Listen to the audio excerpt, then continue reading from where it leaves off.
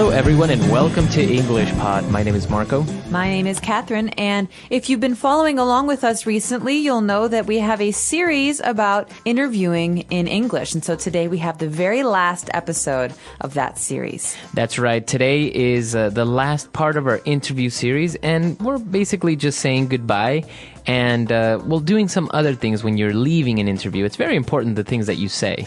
That's right, because this is the last thing that you're going to do in the interview, so it's what your interviewer will remember. So let's take a listen to today's dialogue, and we'll be back in a moment. Well, Rebecca, is there anything else you need to know for now? I don't think so, Mr. Parsons. I think you have covered all the main points for me. Okay, well, listen. Here's my business card with my mobile number. If any other questions spring to mind, don't hesitate to contact me. Of course, you can also call Ms. Childs, too. Great. When can I expect to hear from you? Well, we are finishing the short list interviews tomorrow, so we will certainly have a decision made by early next week. Ms. Childs will call you to discuss more on Monday or Tuesday. How does that sound? That sounds perfect. Thank you very much for taking the time to speak to me, Mr. Parsons. The pleasure is all mine, Rebecca. I hope to hear from you very soon. Absolutely. Thanks for coming, Rebecca. Goodbye. All right, great. So really good things from Rebecca. She said some very interesting things, key things there. So why don't we take a look at those on Language Takeaway. Language Takeaway. At the beginning of the end of the interview, Rebecca says, listen, I think you have covered all the main points for me. So this is after Mr. Parsons asks her if she has questions. And this word, covered, is very important. That's right. So if we talk about cover, to cover the main points or to cover a topic, it means to discuss it thoroughly or to have it finished. Right. So if I still have questions, we have not covered everything. Mm-hmm. But if I did ask all of the questions that I have, then we've covered everything. So the verb here is to cover. That's right. Okay, and Mr. Parsons says, well, you know what? Here's my business card with my mobile number. So this word business card, key element of any interview or any business situation. As you say, a key part of any business interaction. So a business card is a very small card, usually thick.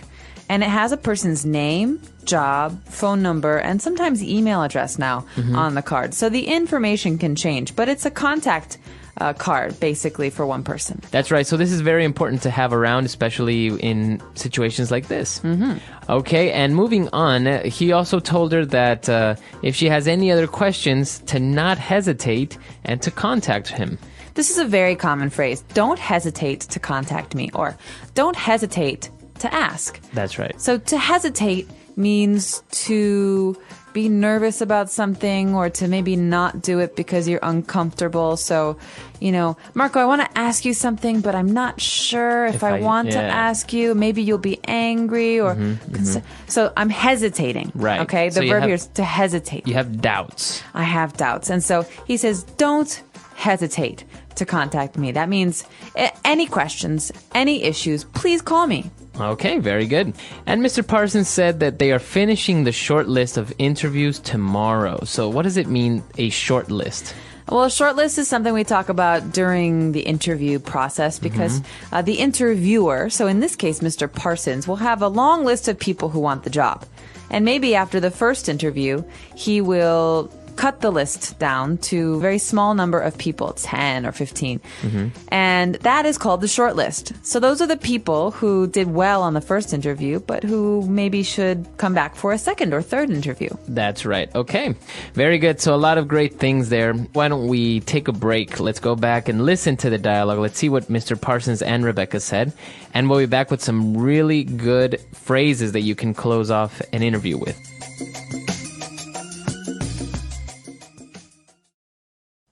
Well, Rebecca, is there anything else you need to know for now?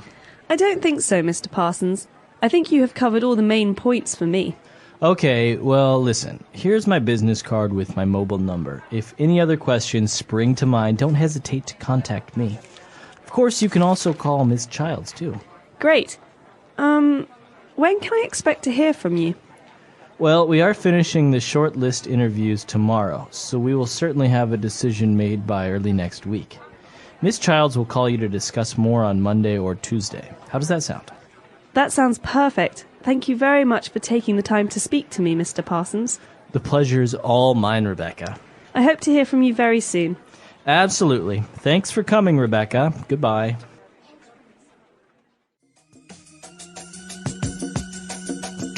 All right, we're back. So now let's take a look at those phrases we mentioned on Fluency Builder.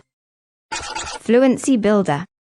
So let's go back to the beginning where Mr. Parsons is talking about questions that Rebecca might have. And so Mr. Parsons says, if any other questions spring to mind, don't hesitate to contact me. So this phrase, spring to mind, is very interesting. What does this mean? Well, basically, if something springs to your mind or springs to mind, it means that it comes very suddenly and quickly into your mind. It just pops into your head. Wow, so to spring, or springs in this case, is like jumping. Mm-hmm. So something hits your mind very quickly. It comes into your mind very quickly. So, I don't really have any ideas, Marco, for that party next week, but, if anything springs to mind, you should let me know. Okay. So if you have any sudden ideas or anything you suddenly remember, that's what it means to spring to mind. Mm-hmm. Okay, so taking a look at these expressions that Rebecca used when she's leaving. For example, you know that you finished the interview, and a typical question that you want to make is, when can I expect to hear from you? This is a great question at the end of an interview because it's basically a way of saying, listen, I'm interested in this job. Mm-hmm. When will you call me about it? Mm-hmm. And so the phrase, when can I expect to hear from you, means, when will you tell me your decision? That's right. But it's a lot more polite and formal and better than saying, when are you going to call me? Yeah, you would never say that in an... Well, you wouldn't want to say that in an interview because it makes you sound desperate, like you really need the job. Mm-hmm. In this case, when can I expect to hear from you? It's like, I hope that you'll get in touch with me. That's right. Okay. And well, he explained that they're shortlisting everything and that they will be in touch with her very soon. And she said, wow, that sounds perfect. Thank you very much for taking the time to speak to me.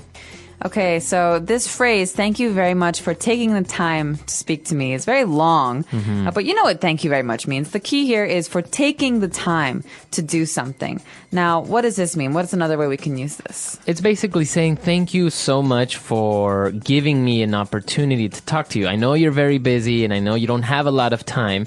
So thank you very much for taking the time to speak to me. Right, so you could even use this with a teacher at school. You have a question, your teacher is busy, but your teacher makes some time to meet with you. You say, hey, listen, professor, or listen, teacher. Thank you so much for taking the time to speak to me. Mm-hmm. You're just demonstrating that you appreciate the effort and the time. And you're being very polite. That's right. Okay. And now the last phrase. When Rebecca is leaving the room, they're shaking hands maybe, and Rebecca says, I hope to hear from you very soon. You can say, I hope to hear from you soon. But in this case, she's saying, listen, I really want this job. She doesn't want to say, call me tomorrow. She says, I hope to hear from you soon. I hope that this works out, that I get the job. Right. So she's basically demonstrating a lot of interest, saying, well, I really like the job and I really would like for you to call me and give me good news. So I hope to hear from you soon. Exactly. So let's listen to today's dialogue one more time, and we'll be back in a moment to talk a little bit more about how to end an interview.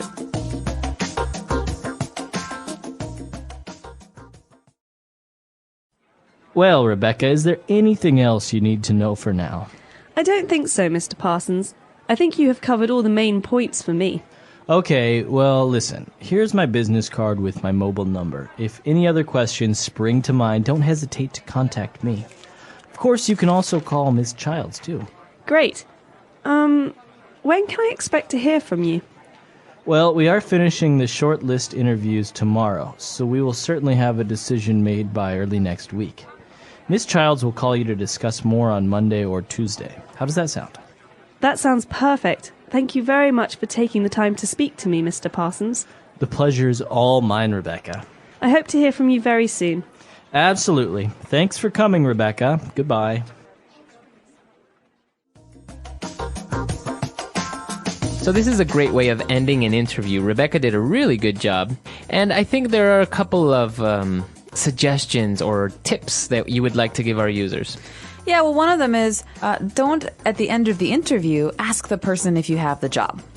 They'll say, we will be in touch, or thank you so much for coming in. But if they don't say, we would really like to have you join this company, then you probably shouldn't ask. You should say, when can I expect to hear from you? That's more polite. Because I think a lot of times if you didn't get the job, it makes the interviewer feel very uncomfortable. But also it's just a polite thing to do. So be careful with that. And I've also been told from people in business that if you do receive a job offer, don't accept right away.